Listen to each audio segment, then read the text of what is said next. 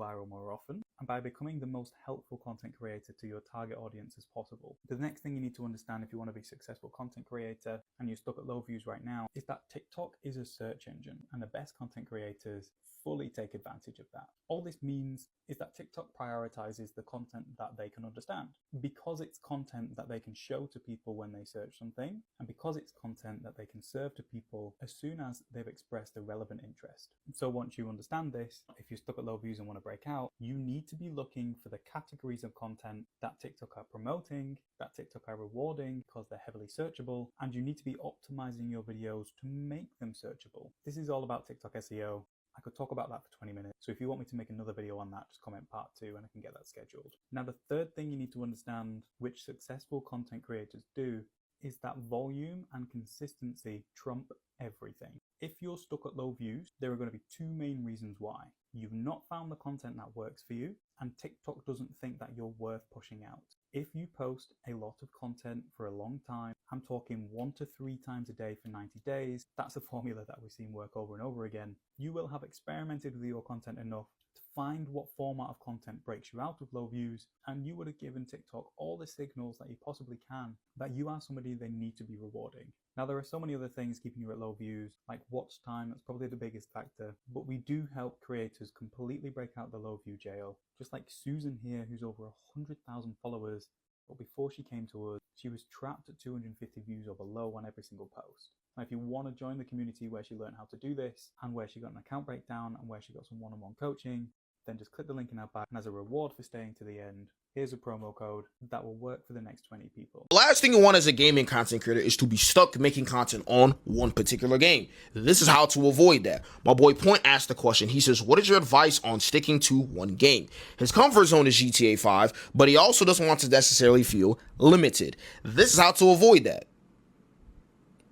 Guys, you literally just do it. I'm dead ass. You want to make content on a whole nother game? You just do it. On some Nike shit, dead ass, that's it. Now, it's gonna sound like I'm contradicting myself because oftentimes in my videos, I say to start sticking out with one particular niche. The reason why I say that is because people need to know who you are first. They need to come here for a reason first.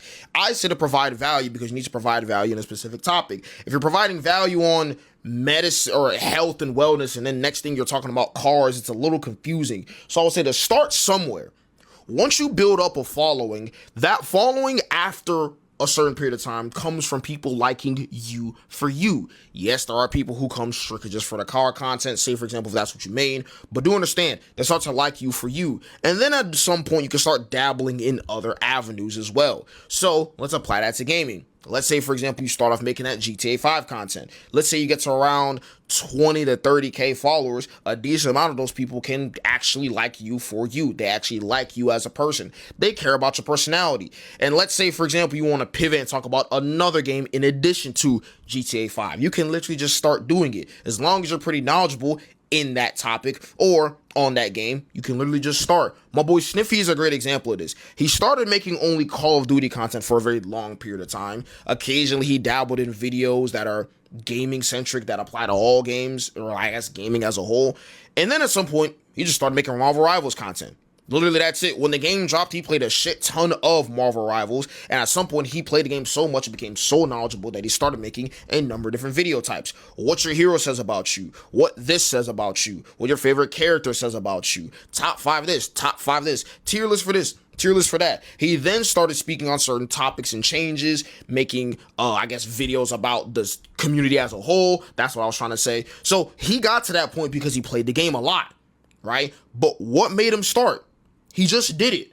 See, your viewers can pick up on whether or not you're very knowledgeable on a specific topic. And then it gets to the point where TikTok looks at you and says, bro, he knows what he's talking about. We have no choice but to push this damn video. I've done the same thing on my page. If I post a COD video and I know what I'm talking about, TikTok pushes it. If I make a video on Battlefield 6, TikTok pushes that damn video. I've even made a video about the GTA 5 Hall of Fame freaking weapons for GTA 5 Online. That video did pretty good. But you want to know why? I have 90 days playing GTA 5 Online.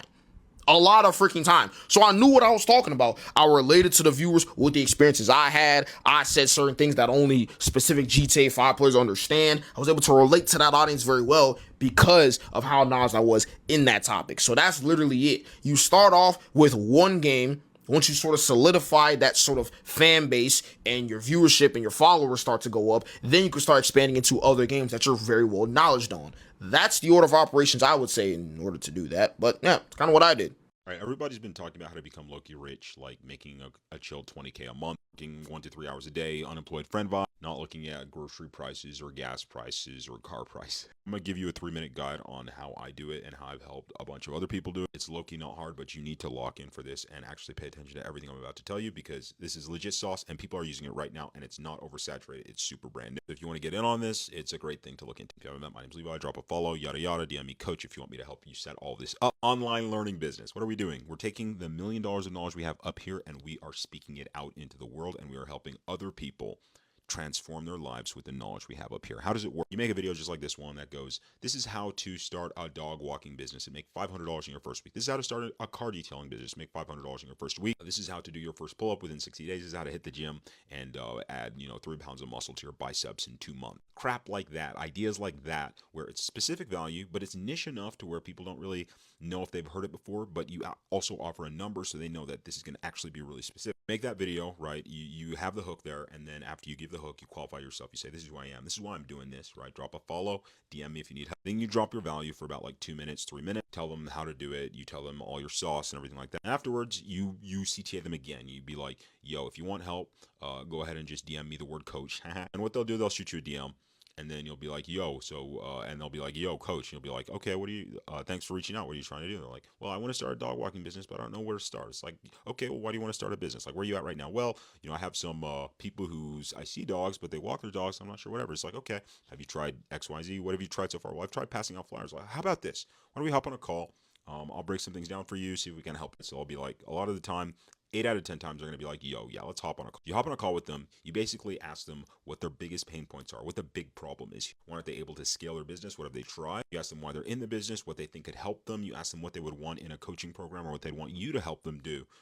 So that they can have a really, really awesome dog walking business making 6 figures. You ask them about things that they like, things that they've tried, etc. You do this for 10 people. And you use all of this information to build a coaching program that essentially just offers people exactly what they told you that they want. You have to actually take the time to build the program, right? Maybe make some videos, make some text resources, sell one-on-one calls so that you can just sit with people and tell them exactly what they're doing wrong, where and when. And then that's it, right? You've got your coaching program. You start making the same videos. You do the same CTAs, which is like, yo, if you want help, you want me to build this for you, go ahead and shoot me a DM. Once you've done that, you offer them your program. You get your first 5 clients in for free. And then you ask each of them for a video testimonial, right? So you're like, yo, if I get your dog walking business to $5,000 this month, just make me a video testimonial. They'll be like, sure, right? And you're like, oh, I don't want to do all this